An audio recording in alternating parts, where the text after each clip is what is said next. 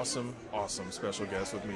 Ball of energy, fun person, very cool. You heard me talking about her just a little bit before, but her name is Carolyn Casey Nowak. She is an artist for Lumberjanes, the book I was telling you about that Super Nerd Plus loves.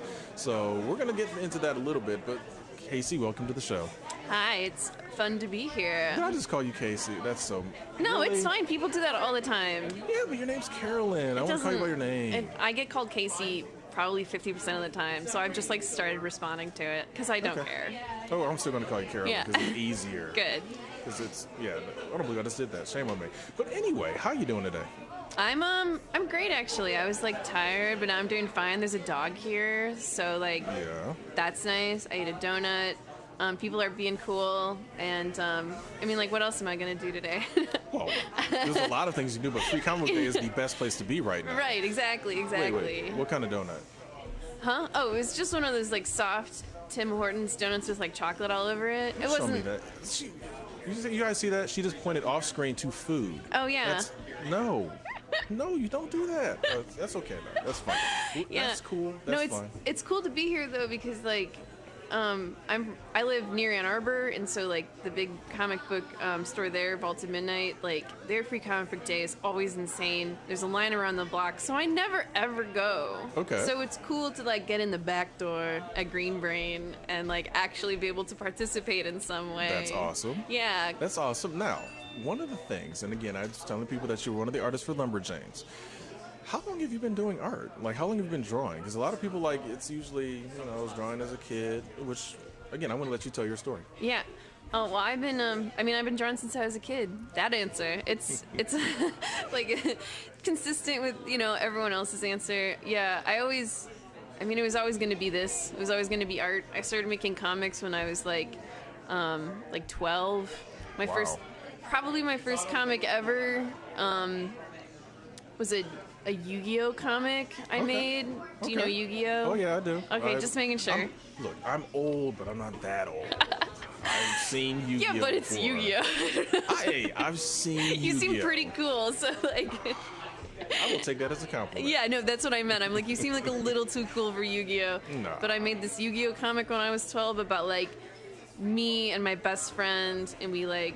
We're dating all these guys in Yu-Gi-Oh. It was really self-indulgent and cool. But that was like the beginnings. Okay, at 12, I'll give it a pass. Yeah. No, I'm just kidding. I'm just kidding. But yes, I'm cool. I have Groot cufflinks. I'm awesome. Oh my God, those are so extra. I can't help it. I like Groot. I'm sorry. Groot is good. Yeah. Groot's a good character to like. He's so benevolent. Exactly. Mm-hmm. Exactly. So started drawing when you were a kid, which is awesome. Yeah. Very cool. Got into a little bit of Yu-Gi-Oh fan fiction. Oh yeah, which 12. is weird. It's weird that I like was so into doing like fan work for Yu-Gi-Oh because I didn't actually like the show and I didn't like buy the cards or play the game. Mm-hmm. It was just like it was the perfect seed. Okay. Fair enough. But I didn't do that like I spent a lot of time talking about that just now, but it really wasn't that big of a deal. No, and that's cool though. But that's one of the things that kind of inspired you, and that's you enjoy. I think fan work is like really, really important. Okay. When you're like a young artist and you're too dumb to make up your own stories, Okay. But you still want to draw, so. Yeah, you got to start somewhere, as they say. Mm-hmm. So how did Lumberjanes come about? Well, I mean, it was all just like. Boom, the publisher for Lumberjanes, they do a lot of variant covers. Okay. And one of the editors had just like seen my work on the internet. I posted a ton of work on the internet. Mm-hmm. I used to do that way more back when I like didn't get paid for it. But one of the editors for Lumberjanes asked me to do a variant cover, and they liked it, and so they asked me to test because they had just finished their first arc. Their first 8-issue arc, which was drawn by Brooke Allen. Okay. And so they were like, let's give Brooke a break. And so I did a 3-issue arc. And we were talking about time a little bit. And this is something I've always wanted to ask. How long does it take to normally do like a single issue? Well, I only do the pencils and inks. Okay. So someone else colors it, someone else letters it, and obviously someone else writes it. And usually it's about 4 weeks worth of time. And those are typically long days, too. I mean, I've gotten faster. Like that's the thing. I wouldn't say I've necessarily gotten like better at drawing, but I've gotten way more efficient about it. Okay. So that's a big deal. Awesome. Because you can like get more done and you can pay attention to the important stuff. So that's been really good. So every time I'm like a little bit faster. Okay. Yeah. See, now you're making me think of that. I think it was Chasing Amy. The discussion with I think it was. What was it, Ben Affleck? Well, I'm trying to remember what job was he making fun of. Inking? So you just trace? But you do both, though. I do. I pencil and ink. See, By the way, she's not a tracer, people. No, okay. Inking is so hard, though. I know. That joke is so dumb. I mean, I guess the joke is that people are ignorant and they don't understand how hard inking is. But I've like talked to people who only ink. Like I met the first time I tabled at Motor City Comic Con, I met this guy. Jason Moore. Oh, I know Jason. Yep. You do? Yeah. So I was tabling right next to him, and I asked him if people do that to him because of that movie, and he was like, literally only because of that movie. Like, he was like, nobody ever asked me until Chasing Amy came out, and then that's the only reason they asked me, like, as a joke. Oh, yeah. Yeah, so that's not like an accurate reflection of comic fans. Oh, even. no. Yeah. Again, and it's Kevin Smith. He's always, right, yeah, he does I know. his thing. And it's like, it's one of those, like... I just think it's funny that, like, the only time he was ever asked that was because of the movie. Yeah, exactly. But it's like, look, if you think about it, it's like, look, the average person can't even draw a good stick figure. So, I mean, to be able to do what you do is amazing. So yeah, the thing is, though, like, people are always like, I can't draw a stick figure. And I'm like, that's a lie. Everyone can. But I also... I get kind of sad when people are like, I can't do comics because I can't draw. I literally think everyone has, like, enough drawing ability to draw a comic, because the weird thing is, and I'm like really shooting myself in the foot here, is that the drawings don't have to be that good.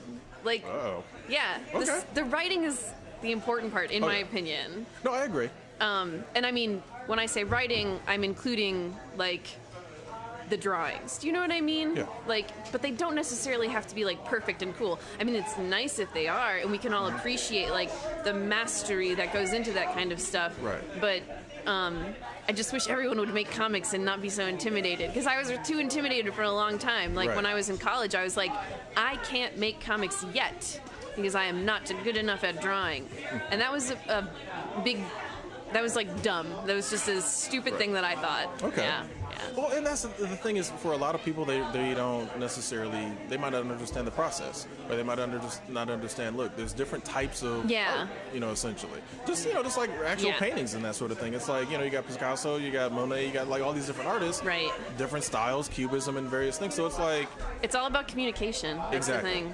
Exactly. I think at the time, like in college when I thought that, I had only been exposed to like the tiniest bit of comic art, and it was all like the best stuff. So like that's why I thought that stupid thing. Yeah. Well, and I probably have to agree with you on that, because I mean, I grew up with like early Jim Lee, you know, X-Men, so it's like that stuff just looked amazing. Yeah. It's just like, wow. Yeah. Like, okay, I can't do that. Yeah. And that was the first thing you think, like, I can't do that. And it's like, but you don't have to. Right. Exactly. Like when I was in college, I had Bone by Jeff Smith, and I just like read that over and over again. And I was like, if I'm gonna make comics, they need to look this good, and I need to do it with a brush and ink. And so for years, I like forced myself to draw in this way that I wasn't very good at. Like I just didn't lean into my skills at all, because I was like, I just need to do this thing right here. But yeah. That's awesome. Anyways, that's me just like going on. Hey, nothing wrong with that. That's how interviews are more fun when you talk more than I talk. Yeah. Because they're here for you, not me. Right. So that's awesome. Well, Carolyn, see, I got real close. I almost called you Casey again, but Carolyn, thanks for coming out. It's been great. That was fun. Sean, get the dog. He's not gonna do it. I'm telling you. Okay. He's not gonna do it. You'll watch this replay back and probably be mad at me. That's okay. No, you love it. Okay. Love it. Well, thanks.